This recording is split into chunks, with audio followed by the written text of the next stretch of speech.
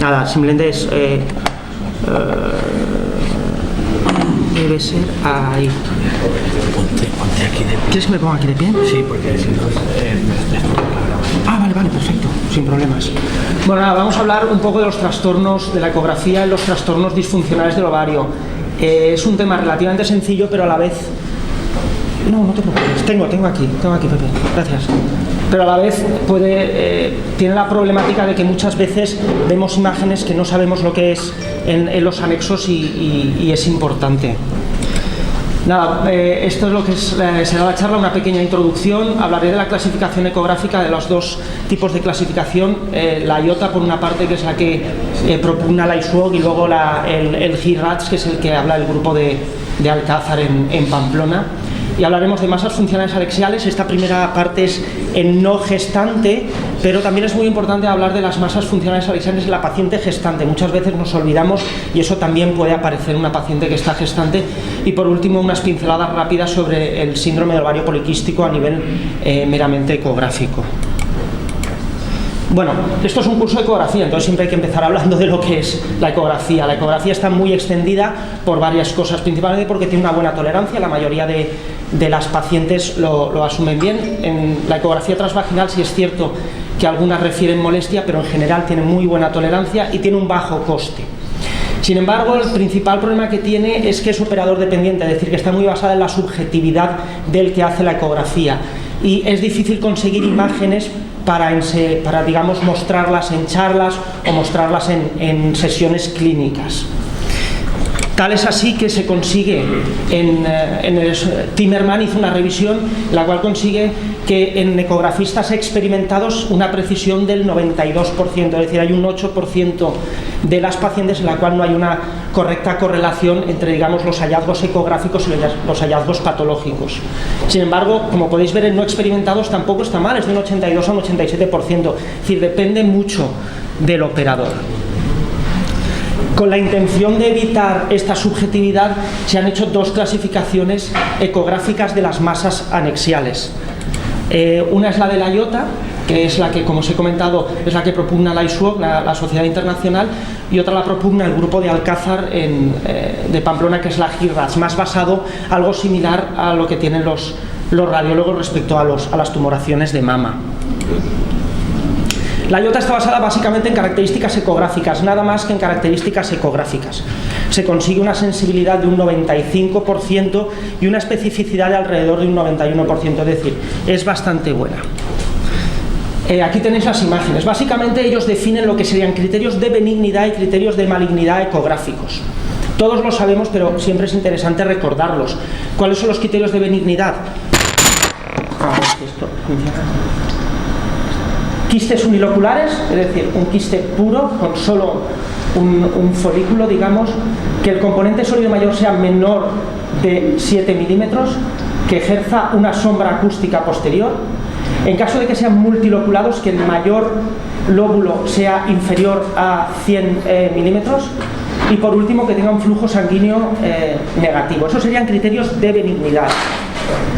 Y criterios de malignidad, pues bueno, que sean unos tumores sólidos irregulares, que exista una presencia de ascitis, que existan más de 4 estructuras o 4 estructuras papilares, contornos irregulares y multiloculares con el mayor lóbulo mayor de 100 milímetros y flujo sanguíneo abundante.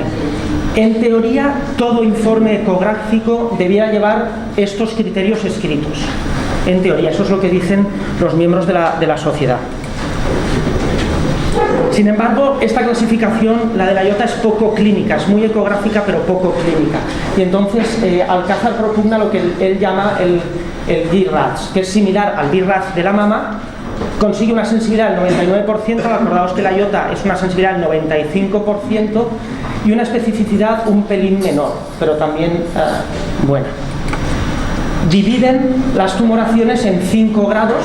El grado 1 es benigno con un porcentaje de malignidad del 0%, serían los ovarios normales, creo que ya se habló la semana pasada, vino el profesor Raga. Luego tenemos el grado 2, que es algo que ellos definen como muy probablemente benigno, con menos de un 1% de malignidad, que son las lesiones funcionales, que es sobre lo que versa la charla de hoy. El 3 probablemente benigno, de un 1 a un 4%.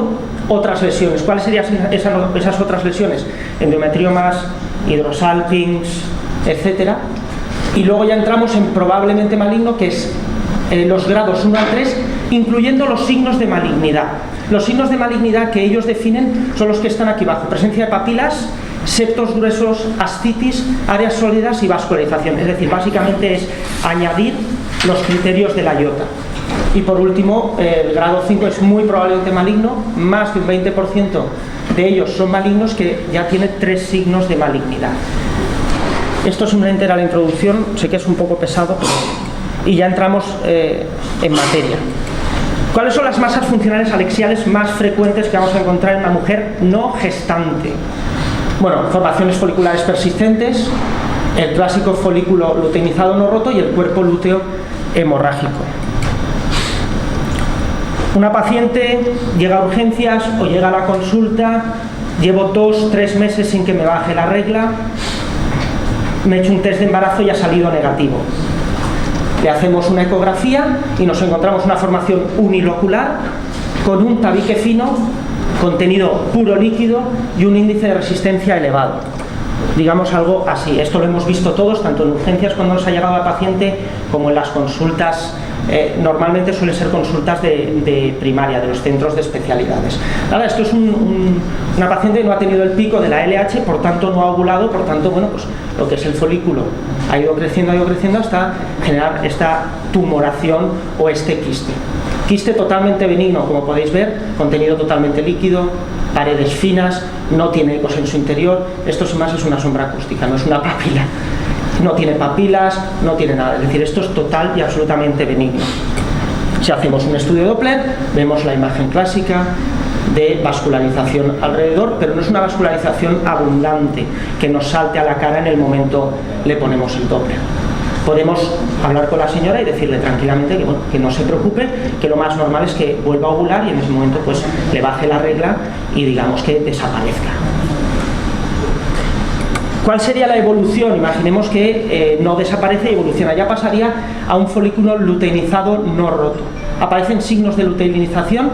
Esos son signos clásicos que se ven en la patología. Pero nosotros en ecografía vemos que se engrosan las paredes, aparecen hiperrefringencias interiores, aspecto hojaldrado, reticulado, se puede definir de muchas formas. Pero sigue teniendo un índice de resistencia elevado.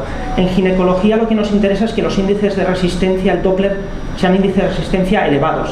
Así como en obstetricia nos interesa totalmente lo contrario. Bueno, pues esta sería la imagen. Es más o menos la misma imagen, una tumoración grande, pero veis cómo las paredes ya se engrosan, empiezan a haber ecos en su interior. Y luego ya pasamos a lo que es el cuerpo lúteo hemorrágico. Es la siguiente evolución de la misma imagen, es decir, estamos pasando por diferentes estadios de lo mismo. Elevada hiperrefringencia, el estudio Doppler normal y lo que la imagen que dicen, bueno, los que empezaron con la ecografía, pues de corona de fuego, que es esta imagen. Te encuentras un tumor intraovárico muy hiperrefringente, eso es toda la sangre que se ha acumulado, es como si fuese un coágulo, y al ponerle el Doppler pues ves toda esa imagen que le rodea. Por tanto, en una paciente no gestante lo más normal que nos vamos a encontrar es un quiste folicular persistente y luego ya la evolución de ese quiste folicular o el folículo luteinizado que no se rompe, o ya el cuerpo lúteo hemorrágico. ¿Qué pasa en la gestante? Siempre nos olvidamos de la paciente gestante. La paciente gestante sigue teniendo varios. De hecho, tiene los varios, por eso ha quedado gestante, en la gran mayoría de casos. Bueno, pues pueden aparecer clásicamente estas tres imágenes. Los quistes tecaluténicos, el cuerpo lúteo, ya hemos hablado de él, pero también aparece en embarazo, y el luteoma, que es una entidad peculiar y poco frecuente. En una paciente gestante con determinados riesgos o factores de riesgo para el embarazo, una gestación conseguida mediante una técnica de reproducción asistida, una hiperestimulación ovárica, una imagen placentaria compatible con una mola, o incluso un embarazo múltiple, es decir, que aumenten mucho lo que es los niveles de beta-HCG, se realiza una estimulación de la teca, se produce una estimulación de la teca y aparecen quistes bilaterales con múltiples septos y un agrandamiento de los ovarios. La imagen clásica es esta. Estos son ovarios de gestante, donde podéis ver múltiples quistes, sigue teniendo tabiques finos entre ellos y un ovario grande. Siempre hay que pensar cuando se vean que son bilaterales y en relación, ya os digo, con una gestación con factores de riesgo. Volvemos a ver lo mismo, ovarios hiperestimulados, una gestación, flujo Doppler y, como veis, todos los tabiques finos en un ovario agrandado de tamaño. Un cuerpo lúteo. El cuerpo lúteo tiene que aparecer en el embarazo, es lo que mantiene al embarazo durante las primeras etapas hasta que la placenta empieza a funcionar correctamente, empieza a producir todas las hormonas, con lo cual en un embarazo tiene que haber un cuerpo lúteo, o debe haber un cuerpo lúteo. Está asociado al embarazo, suele ser un quiste menor de 2,5 centímetros, ya sabéis que se debe hablar de quiste cuando está por encima de 3 centímetros. Eso es algo que a las pacientes les asusta mucho. La palabra quiste es una palabra que asusta. A nosotros no nos asusta, la decimos como cuando estamos hablando, normalmente pues un quiste, tienes un quiste, tienes un quiste. Debemos de hablar de quiste cuando mide más de 2,5 de 3 centímetros. No si mide 1 centímetro, si mide 1,5 centímetros. Esas son formaciones muchas veces totalmente fisiológicas. Y producir a la paciente una ansiedad, pues bueno, hace a la paciente vuelva más veces, acuda a urgencias. Y acordaos siempre lo que yo suelo decir siempre en Manises, la iatrogenia no consiste en el daño que puedas hacer con una aguja. Consiste también en el susto que tú le puedas dar a la paciente haciéndole una ecografía o simplemente hablando con ella. Puede ser un quiste lúteo hemorrágico o no, y volvemos a tener la imagen de corona de fuego. Aquí tenemos una gestación, todos conocemos la imagen de una gestación intrauterina inicial, y aquí vemos el cuerpo lúteo, una tumoración menor de 2,5 centímetros, pura, con algunas imágenes sólidas en su interior de sangrado, y la imagen de Doppler de corona de fuego alrededor suya. Y el luteoma. Luteoma suele ser un tumor que aparece en el embarazo, de gran tamaño, es sólido, simula una neoplasia, es decir, tiene muchas veces características que en la IOTA considerarían como de malignidad, pero se asocia a virilización materna en el embarazo. Y son imágenes que cuando os enseñara veréis que dan la sensación de que, bueno, es un tumor sólido en un ovario, esto no tiene de todo buena pinta, esto parece incluso maligno, pero bueno, hay que verlo en el contexto clínico, es decir, la paciente no es simplemente la imagen que se ve en 2 dimensiones en blanco y negro, la paciente es toda la paciente. Entonces hay que pensar, pues eso, signos de virilización, la gestación, antecedentes, y entonces nos encontramos con esto que es un luteoma.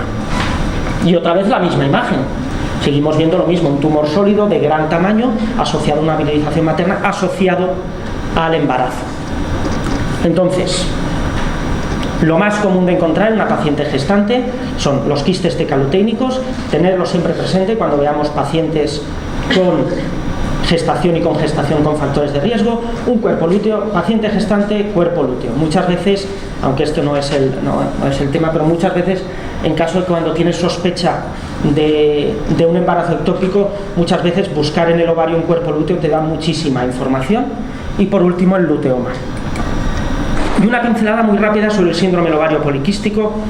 Todos conocemos los criterios de Rotterdam de definición del ovario poliquístico: alteraciones en la ovulación, excesiva actividad androgénica y los ovarios poliquísticos.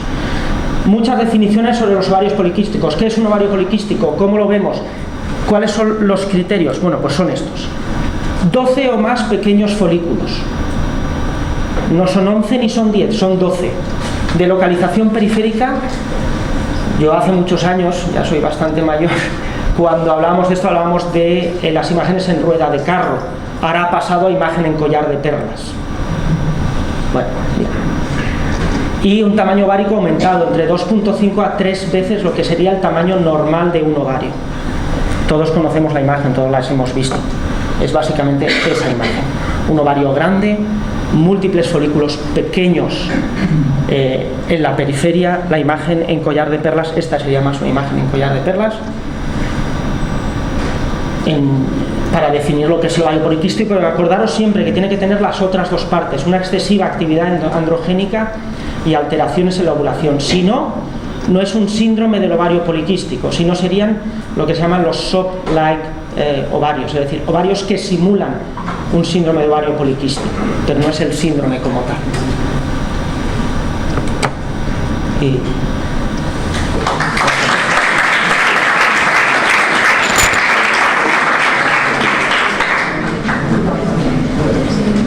no sé si queréis preguntar algo, quiero decir, esto es relativamente sencillo.